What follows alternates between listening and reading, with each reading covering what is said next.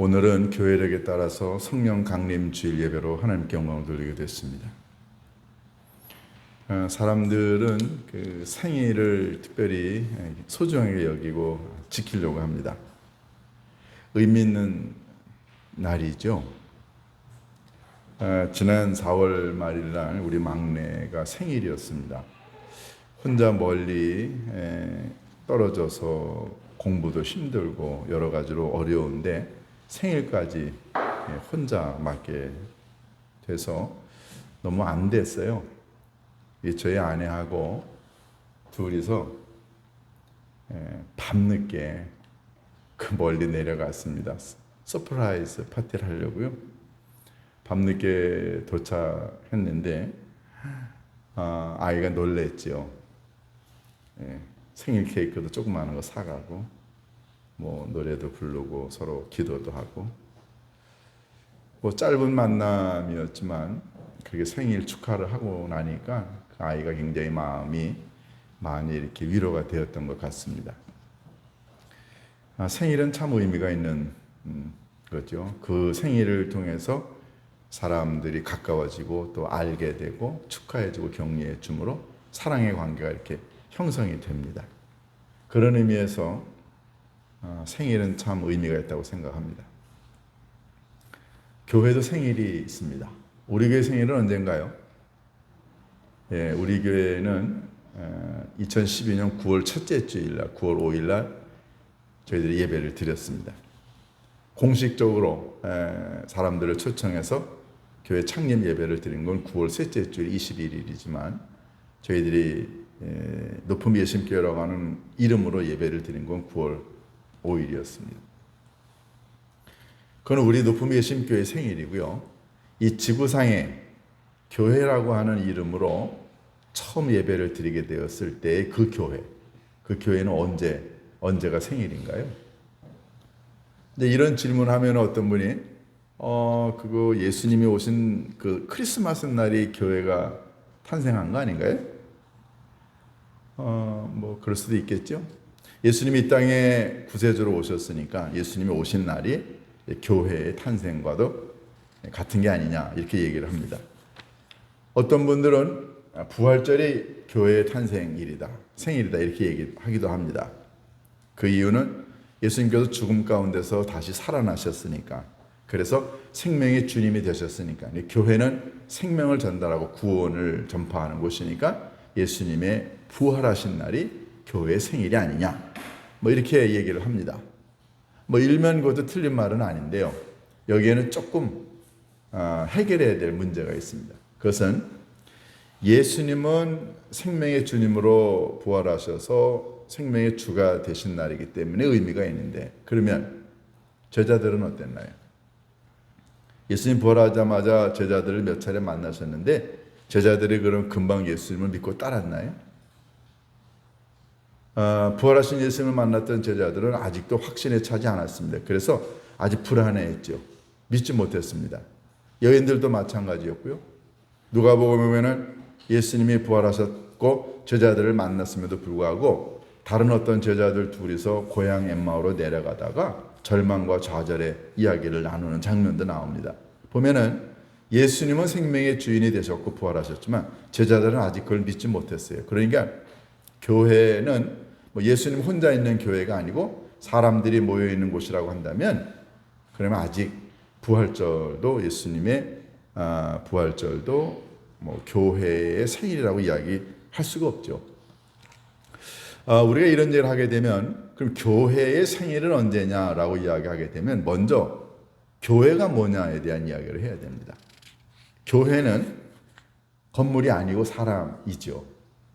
교회는 예수 그리스도가 하나님의 아들이시고 예수님이 생명의 구세주시고 예수님이 지금도 살아계시고 그걸 믿음으로 고백하는 사람들의 모임이 교회죠. 그러니까 교회가 되려면 반드시 믿음의 고백이 있어야 됩니다. 예를 들어서 우리 여러분들이 함께 모여서 예배를 드리는 이 장소에 여러분들 가운데 예수님을 만난 적이 없고 예수님을 통해 구원을 경험해 본 적이 없고 예수님을 통해 죄의 용서를 경험해 본 적이 없는 사람들이 여기 다 앉아 있다고 한다면 아무리 교회당 건물이 멋지고 사람이 많이 앉아 있어도 예수님과 관계가 없는, 믿음의 고백을 해본 적이 없는 사람들이 모여 있으면 여기는 교회가 아닙니다. 그냥 사람들이 소셜 클럽, 종교 소셜 클럽이라고 얘기할 수밖에 없죠. 교회는 예수님에 대한 믿음의 고백이 있는 장소여야 됩니다. 그러면 예수님에 대한 믿음의 고백을 하려면 예수님이 살아있고, 예수님이 나의 죄를 위해 십자가에 달려 돌아가셨고, 예수님이 하나님의 아들이심을 믿는 고백이 있어야 되는데, 예수님은 부활하셨지만 제자들은 아직 그런 예수님에 대한 고백이 없으니까, 그러니까 부활절이 예수님의 교회의 생이라고 얘기할 수 없죠. 교회는 이런 믿음의 고백이 있는 곳이어야 됩니다. 예수님은 승천하시기 전에 이제 제자들을 불러 다 모아놓으시고 교회를 예수님이 이제 언급을 하십니다. 예수님은 교회라고 하는 단어를 이야기하지 않으셨어요. 그러나 누구든지 예수님에 대한 믿음의 고백을 하는 그런 사람들이 모여있게 되면, 그러면 이제 이 땅에 예수님을 믿는 믿음의 공동체로 여겨질 수 있는 교회라고 하는 공동체가 탄생이 되는 걸 예수님이 이제 예고를 하십니다. 근데 예수님이 이 얘기를 하시기 전에 오늘 본문에 보면은 예수님이 몇 가지 중요한 얘기를 하십니다. 예수님이 부활하시고 난 다음에 40일 동안 제자들을 만나셨습니다. 우리가 지난 몇 주 동안 부활 후 주일을 보냈습니다. 근데 예수님이 40일 동안 제자들을 만나시고 난 다음에 승천하시기 바로 직전에 제자들을 불러놓으시고 예수님이 중요한 말씀 한마디를 하십니다. 그것은 너희들이 이제 예루살렘을 떠나지 말고 너희들이 내게서 들은 하나님의 약속을 기다려라. 예수님은 제자들 보고 너희들이 나를 만났다. 부활한 나를 만났는데, 그런데 성령을 내가 너희들에게 보낼 텐데 그 아버지께서 너희들에게 보내주실 성령을 받기 전까지는 예루살렘을 떠나지 말고 아무것도 하지 말라는 거예요. 그러면서 하시는 말씀이, 요한은 물로 세례를 베풀었지만 너희에게 몇 날이 못 되어서 성령이 임하게 될 것이고 너희들이 성령 세례를 받게 될 것이다. 그때까지는 아무것도 하지 말라는 거예요. 이 말씀을 하고 난 다음에 제자들이 예수님에게 질문 하나를 합니다. 자, 예수님이 이제 생명의 주님이 되셨습니다. 자, 그러면 이스라엘 나라의 회복이 지금입니까? 라고 물은 거예요. 여기에는 좀 설명이 필요합니다. 여러분, 이스라엘 사람들은 400년 동안 말라기에서 예수님 때까지 400년 기간 동안에 선지자도 없고 왕도 없고 지도자도 없고 힘든 시절을 보냈습니다. 그리스를 지나 로마의 압제를 받다 지금 식민지 생활하고 있습니다. 자유가 없어요. 그러니까 이스라엘 백성들은 지난 400년 동안 왕도 없고 선지자도 없고 힘들고 어려운 시절을 겪으면서 더군다나 로마의 압제하에 있기 때문에 그들은 늘 뭘 꿈꾸고 있었냐면은 언제 우리 민족이, 우리 이 유대 나라가 다시 옛날의 영화로 다시 회복이 될 수 있겠느냐 하는 게 그들의 꿈이었습니다. 여러분이 잘 아시는 대로 하나님께서 아브라함을 불러서 이스라엘 민족의 시조가 되게 하셨어요. 그리고 아브라함 이후에 여러 약속을 하셨다가 결정적으로 다윗을 하나님이 불러서 왕으로 세우시면서 뭐라고 말씀하셨나요? 다윗의 왕위가 영원히 끊어지지 아니하리라 그랬습니다. 근데 지난 400년 동안 끊어졌어요. 더군다나 로마의 압제하에 있습니다. 그러니까 이스라엘 백성들에게는 언제 하나님이 우리 백성을 다시 다윗의 후손이 왕이 되게 하시고 우리 민족이 다시 독립된 자유국가가 될 수 있겠느냐. 이게 늘 그들의 꿈이었습니다. 근데 그들은 예수님이 십자가에 달려 돌아가실 때까지는 그 꿈이 이루어질 거라고 생각하지 않았어요. 아이고, 예수님도 저렇게 기적도 베푸시는데 십자가에 달려 돌아가시네. 본인도 구원 못 하시네. 그러냐는 많은 사람들이 예수님을 통해 이스라엘 민족의 회복과 그리고 해방과 독립을 꿈꿨지만 예수님 십자가에 달려 돌아가시는 순간 모든 것들이 다 수포로 돌아갔습니다. 그런데 예수님이 부활하시고 생명의 주가 되셨을 때 그때 제자들은 이제 그러면은 예수님이 살아나셨으니까 하나님이 우리 민족, 이스라엘 민족의 회복을 가지고 오시는 건가? 지금이 그때인가? 라고 물은 거예요. 그런데 이런 제자들의 간곡한 바람에 예수님이 아주 찬물을 끼얹습니다. 7절에 뭐라 그랬습니까? 때와 시기는 아버지께서 자기의 권한에 둔 것이지 너희가 알 바가 아니다 라는 거예요. 그러니까 이스라엘의 회복, 이건 너희들이 이래라 저래라, 너희들이 이때냐 저때냐 어떻게 너희들 사항이 아니야. 때와 권한과 때와 장소와 방법 모든 건 다 하나님의 손 안에 있다 라고 하시면서 너희들 알 바 아니다 라고 이야기하십니다. 여러분 가만히 보면 제자들의 바람, 즉 이스라엘 나라의 회복이 이스라엘 민족에게 얼마나 간절한가가 아주 잘 보여집니다. 여러분 우리 민족이 일제 37년 동안 압제를 당했어요. 그때 우리 민족의 여러 독립 투사들이 전 세계에 다니면서 우리 민족의 독립을 위해서 얼마나 많은 사람들이 일을 했나요? 여러분 37년 동안 우리 민족이 압제를 당하면서도 전 세계에 나가서 독립을 위해 일했는데 이스라엘 민족은 근 400년 동안 지도자 없이 더군다나 지난 200~300년 동안에는 로마의 압제하에 있으면서 많은 고통을 당했을 때 그들이 꿈꾸는 이스라엘 민족의 독립, 회복 얼마나 이게 간절했겠어요. 그러니까 그들은 예수님이 죽으셨다가 살아나신 그 사건으로 인해서 이제 예수님이야말로 우리 민족의 회복을 가지고 올 수 있을 거라고 하는 기대를 가진 게 이게 무리였나요? 그런데 예수님은 거기에다가 이스라엘 민족의 회복, 나라의 회복 이건 너희들이 알 바가 아니다 라고 이야기하십니다. 저는 이 본문을 읽을 때 예수님의 의도를 우리가 읽을 수 있다고 믿습니다. 그것은 뭐냐면 이스라엘 민족들이 꿈꾸는, 제자들이 꿈꾸는 이스라엘 나라의 회복은 어떤 건가요? 그리고 예수님이 그들에게 말씀하시는 이 이스라엘 나라의 회복은 너희들이 알 바가 아니다 라고 하시면서 유명한 8절 오직 성령이 임하시면 너희가 권능을 받고 예루살렘과 유대와 사마리아 땅까지 이르러 내 증인이 되리라고 하신 예수님의 말씀, 이게 아주 강하게 지금 대조가 되고 있다는 거예요.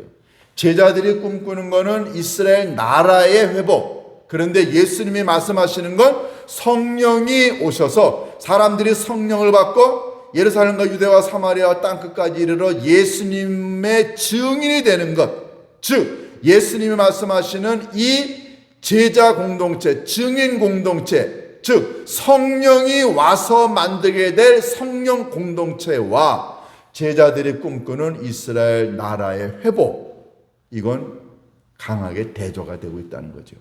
그러면 제자들이 그토록 원했던 이스라엘 나라의 회복은 뭘 의미하나요? 그것은 정치적인 독립을 의미합니다.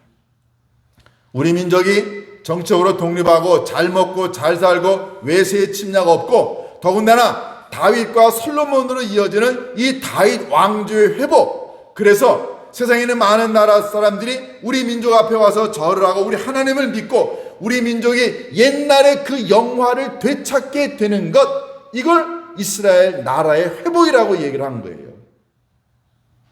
제가 이 설교를 준비하려고 이런저런 글을 읽다가 지금 이스라엘에 있는 기독교 단체 중에 이스라엘 민족의 회복을 꿈꾸는 그런 기독교인들의 무슨 사이트를 제가 들어가서 읽었는데요. 그분들이 이런 얘기를 하세요. 하나님께서 언젠가 이스라엘 민족의 회복을 가지고 온다는 거예요.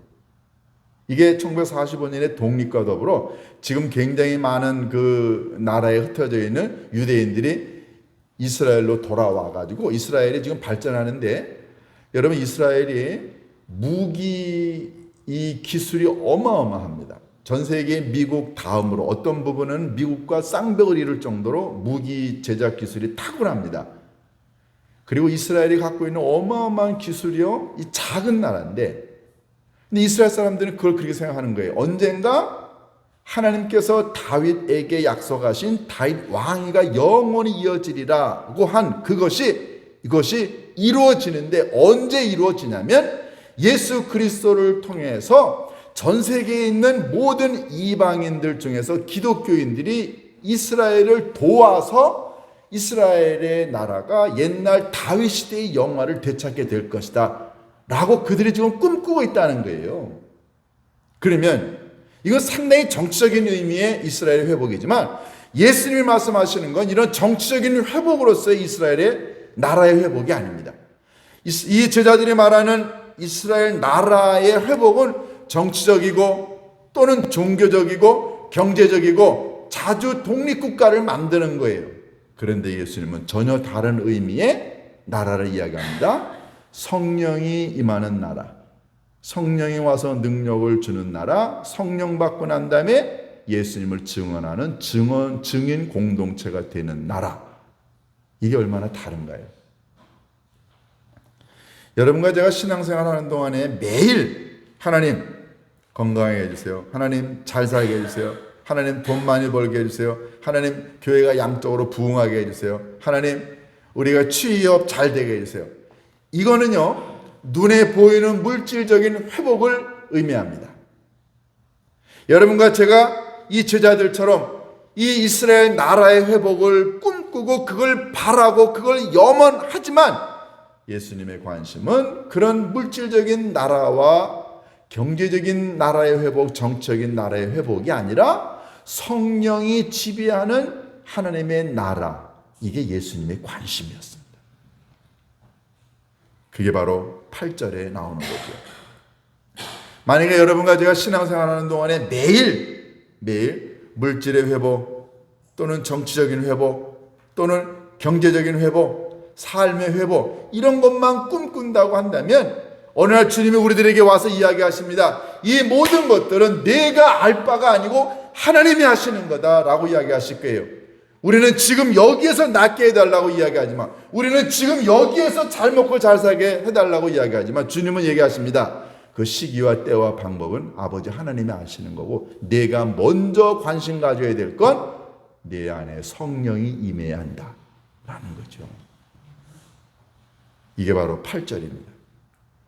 예수님은 제자들의 염원에 분명히 말씀하십니다. 너희들이 관심 갖는 그것의 회복은 하나님의 손에 달려있다. 언제 될지는 아무도 몰라. 그러나 그보다 더 중요한 건 네 안에 하나님의 성령이 거하시는 하나님의 나라가 네 안에 있느냐 하는 거죠. 여러분, 교회는 이런 예수님을 믿음으로 고백하는 믿음 공동체이지만, 이 교회를 교회답게 하는 것, 교회를 만든 가장 중요한 장본인은 누군가요? 바로 성령 하나님이십니다. 오늘 본문에 보면 예수님께서 오직 성령이 너희에게 임하시면 그랬어요. 그럼 이 성령은 누구를 의미하나요?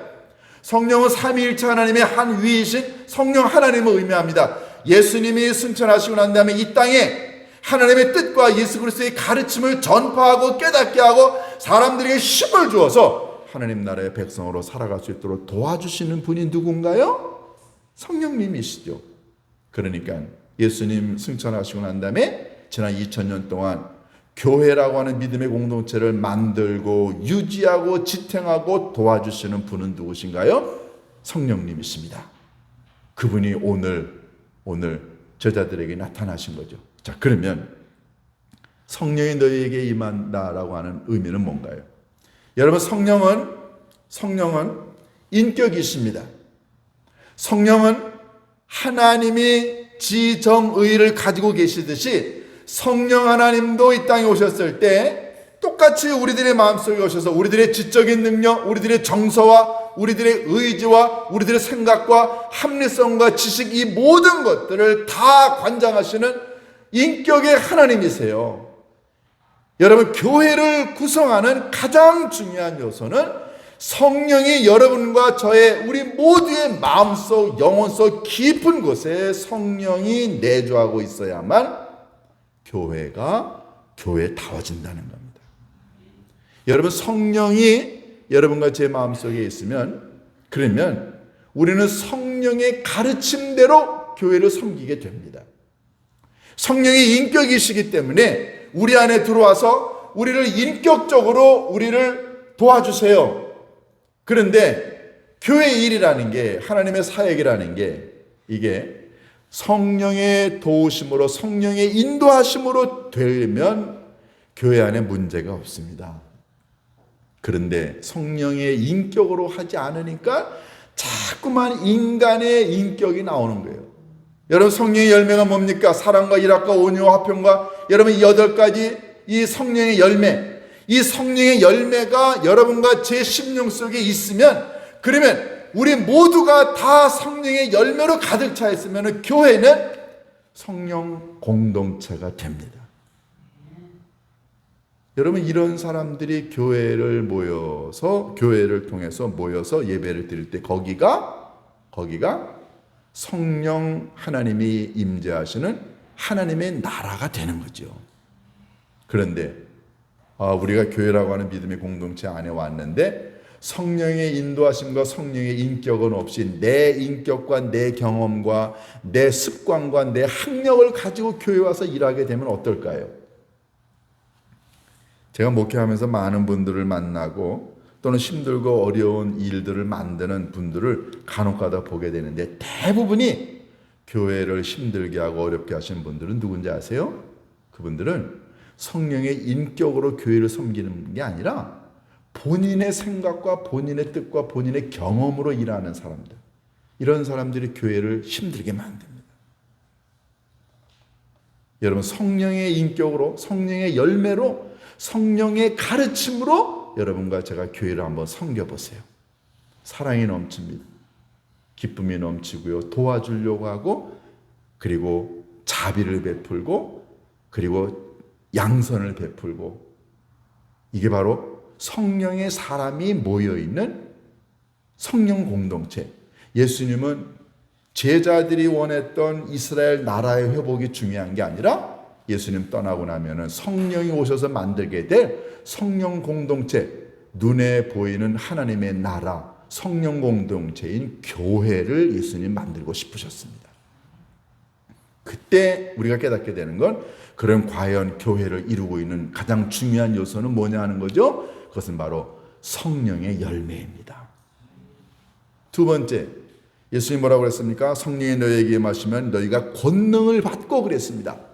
여러분, 성령은 첫 번째가 인격이자 두 번째는 성령은 능력을 갖고 계십니다. 성령은 힘이 있어요. 이 힘은 뭔가를 만드는 힘입니다. 사람들을 뒤에서 움직이게 만드는 힘이에요. 이 두나미스라고 하는 헬라어는 사람을 동력화해서 사람을 움직여서 기도하게 만들고 섬기게 만들고 도와주게 만들고 대접하게 만들고 전도하게 만들고, 이 성령의 주시는 힘이 없으면 기도 한마디도 못합니다. 선교 못합니다. 성령의 힘이 없으면 교회는 움직이지 못합니다. 그런데 성령의 힘으로 여러분의 교회를 한번 해보세요. 그러면 불평이 없습니다. 성령의 힘으로 하는 사람은 지치지 않습니다. 그런데 성령의 힘이 아니고 자기 의지와 자기 경험으로, 자기 학식으로 하나님의 일을 하려고 하니까 지치는 거예요. 힘들고 어렵고 삐치고, 그리고 불평불만하고요. 그런데 성령의 인격을 갖고 성령이 주시는 힘으로 교회를 섬기게 되면 여러분, 말이 없습니다. 끝까지 갑니다. 돌아서지 않습니다. 불평불만하지 않습니다. 세 번째, 예수님이 꿈꾸는 하나님 나라의 공동체, 이것은 유대와 사마리아와 땅끝까지 이르러 예수님의 증인이 되는 공동체로 바뀝니다. 예수님이 제자들 보고 너희도 예루살렘을 떠나지 말라, 성령을 받아야 된다. 그러면 제자들이 성령 받고 난 다음에 시작한 곳은 어딘가요? 예루살렘입니다. 근데 그들이 예루살렘에만 머물지 않았습니다. 예루살렘 주변에 있는 유대, 조금 더 위쪽으로 올라가서 사마리아, 이제 위쪽으로 올라가서 전 세계에 복음을 증언합니다. 그러니까 교회 공동체는 성령의 인격을 갖고 성령이 주시는 능력으로 자기를 뛰어넘어 주변에 있는 사람들, 다른 나라에 예수 그리스도가 하나님의 아들이심을 증언하는 증인 공동체가 되는 곳, 이게 바로 교회입니다. 이 모든 걸 가능하게 하시는 분은 누군가요? 성령님이십니다. 특별히 교회에서 재직으로, 교회 일꾼으로, 하나님의 사람으로 일하는 사람에게서 가장 필요한 것은 바로 이 성령의 능력입니다. 여러분, 공부 잘하는 아이들은요, 정말 믿음 안에서 공부 잘하는 아이들은 매일 매 순간 아버지 하나님, 성령 하나님께서 지혜의 하나님이신데 나로 하여금 하나님의 지혜로 공부하게 하옵소서. 제가 알고 있는 어느 선교사님 자녀가 아버지 엄마가 선교사님이신데 그 아버지 엄마를 잘 이해를 못해가지고 곁길로 나갔습니다. 공부도 안 하고 사고치고.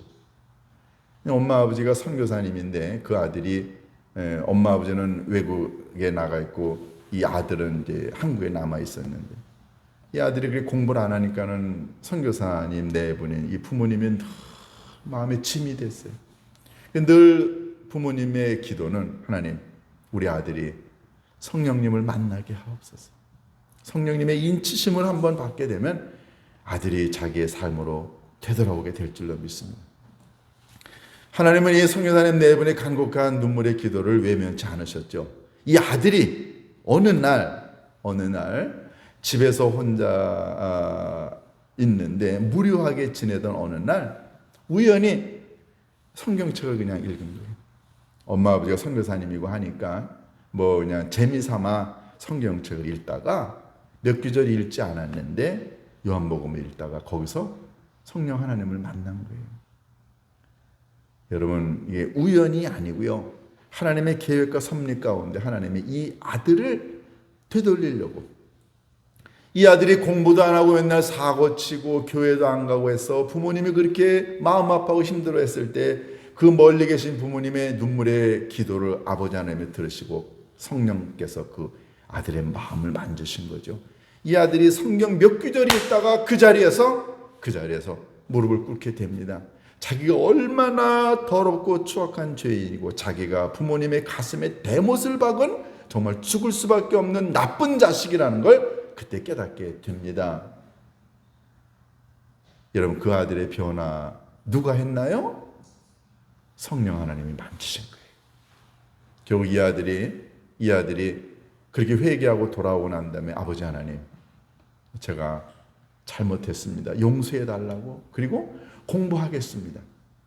나이도 먹고 이미 뭐 대학도 못 들어가고 뭐 다 친구들은 다 했는데 아무것도 못한 이 청년이 공부를 다시 하려고 하니 그게 됩니까?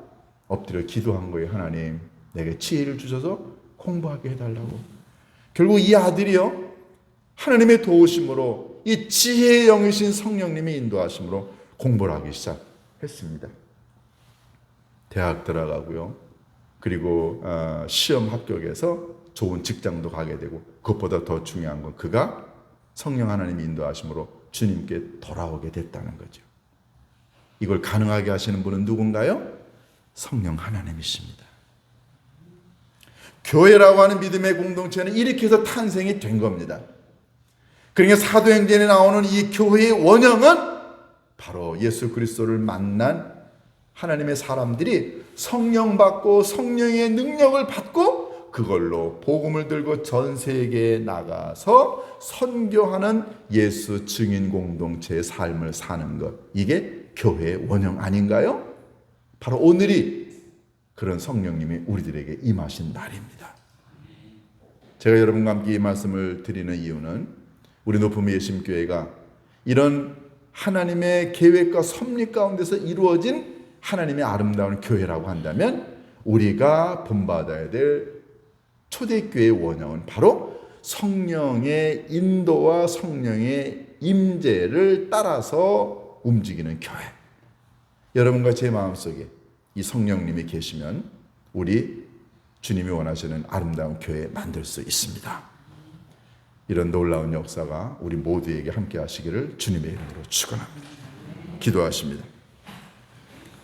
고마우신 아버지 하나님, 오늘 성령 강림주를 맞아 저희들에게 교회의 본 모습과 교회가 나가야 될 방향을 저희들에게 정해주시면 너무너무 감사드립니다. 아버지 하나님, 성령님께서 우리들의 마음과 영혼을 주장하셔야만, 성령님께서 우리들에게 힘과 능력을 주셔야만 우리가 예수님의 이름을 온 세계에 증언하는 믿음 공동체, 전도 공동체가 될 줄로 믿습니다.